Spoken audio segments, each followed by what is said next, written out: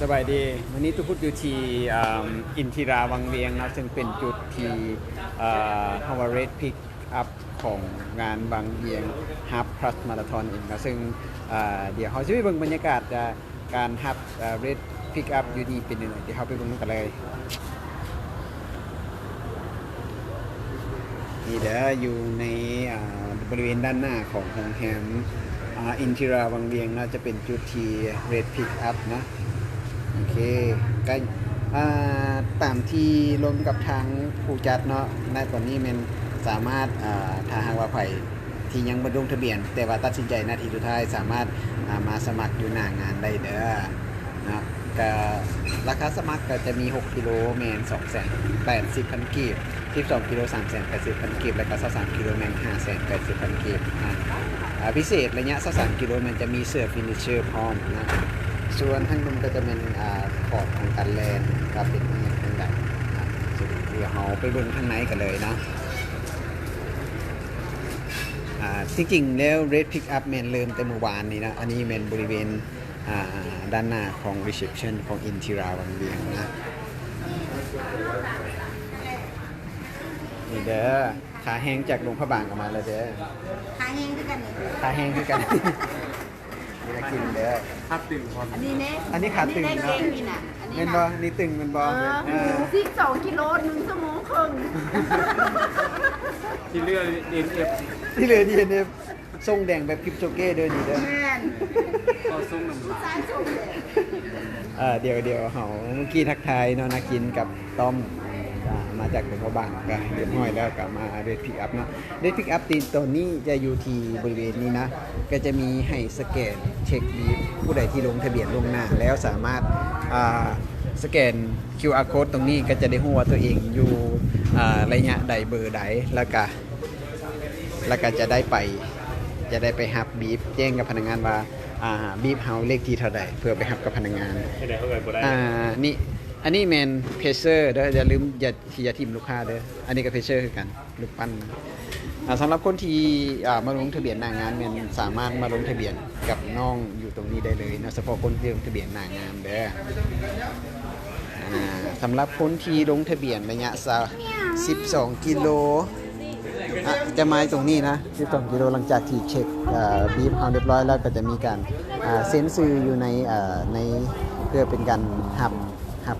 เลขแลนแล้วก็หับเสื้ออยู่ตรงนี้นะ12 กับ23 กิโลตรงนี้ได้เสื้อจะต่างกันนะบีฟก็ต่างกันเฉพาะในส่วนของบีฟ23 กิโลมันจะเป็นสีแดงนะมีทามมิ่งชิปอยู่ทางด้านหลังสีแดงส่วนในส่วนของเลขคนที่แลน12 กิโลจะเป็นบีฟสีเขียวนะบีฟสีเขียวทางหลังก็จะมีทามมิ่งชิปกันนะแล้วก็ฝั่งนี้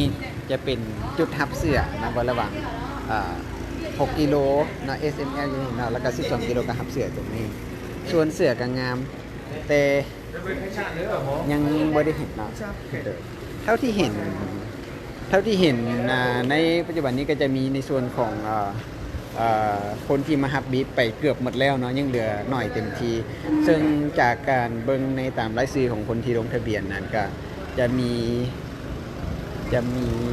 หลายเติบเนาะมีหลายเติบคนที่ลงทะเบียนระยะ23 กิโลเมตรประมาณ80ท่านเนาะณตอนนี้เนาะอาจจะมีเพิ่มขึ้นมาเรื่อยๆเนาะอาจจะมีเพิ่มขึ้นมาเรื่อยๆ80 คนส่วนระยะ12 กิโลหันประมาณ200 คนนะและก็ระยะฟันรัน6 กิโลหันมีอยู่ประมาณเกือบ200 คนคือกันสรุปเฉลี่ยแล้วงานนี้เนาะจะมีคนเข้าร่วมประมาณเกือบ600 คนหรืออาจจะหลายกว่านั้นเนาะณตอนนี้ประมาณ600 คนซึ่งบริเวณหลังจากเฮาหับบีบแล้วเขาก็จะมาเห็นวิวน้ำสองแล้วก็บริเวณวิวของวังเวียงเด้อสวยงามอยู่ตรงนี้นะสามารถมาชมได้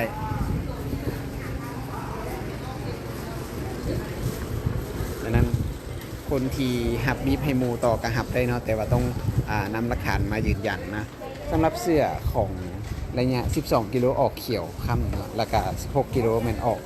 เป็นสีส้มค่ำและส่วนของ23กิโลจะออกเป็นม่วงค่ำนะ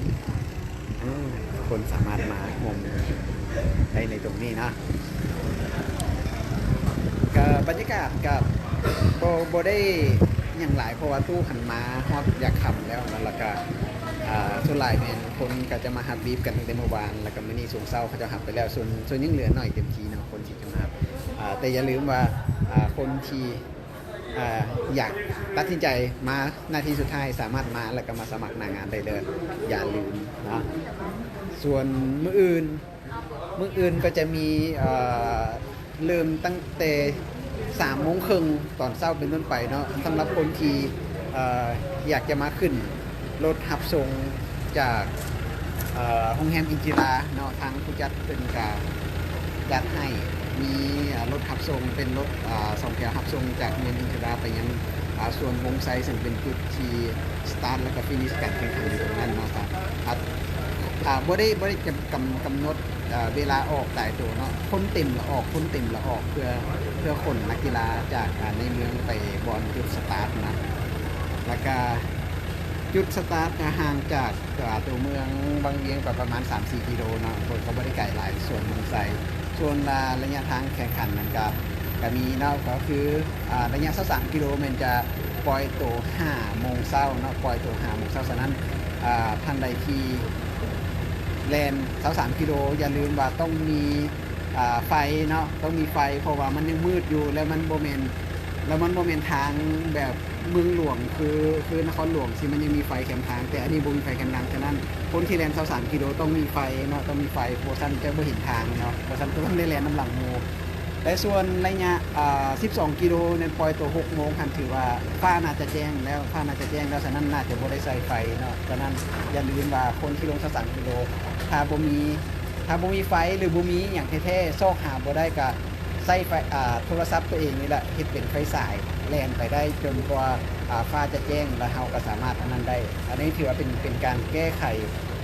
สถานการณ์ไปก่อนในเบื้องต้นเนาะฉะนั้นอย่าลืมว่าคนที่แล่น23 กิโลอย่าลืมว่าต้องมีไฟสายเด้อ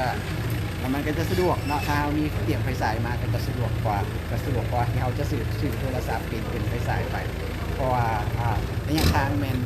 แลนออกไปจากขับภูคำแล้วจากสวงลงไซไปวันนั้นมันน่าจะมืดจนกว่าจะ6 โมงวันนั้น1 ชั่วโมงเนาะประมาณเขาจะต้องแลนไปยังหน่อยประมาณ10 กิโลเนาะประมาณ10 กิโลฟ้าจังสีแจ้งฉะนั้นอย่าลืมว่าต้องมีไฟเด้อส่วนระยะFamily Fun Run 6 กิโลแมนจะปล่อยตัวประมาณ6 โมงครึ่งอันนั้นก็ถือว่าจะสบายบ่ต้องเตรียมอย่างไร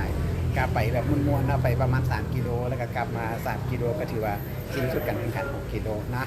อย่าลืมว่ามื้ออื่นเดี๋ยวพบกันสำหรับมื้อนี้เดี๋ยวลาไปก่อนมีคำถามมีอีกอย่างสามารถถามเลยนะถามอินบ็อกมาถามตู้ก็ได้หรือว่าคอมเมนต์มาดีก็ได้เดี๋ยวทุกคนสิมาตอบน้ำหลังเด้อสำหรับตัวนี้ตู้ลาไปก่อนบาย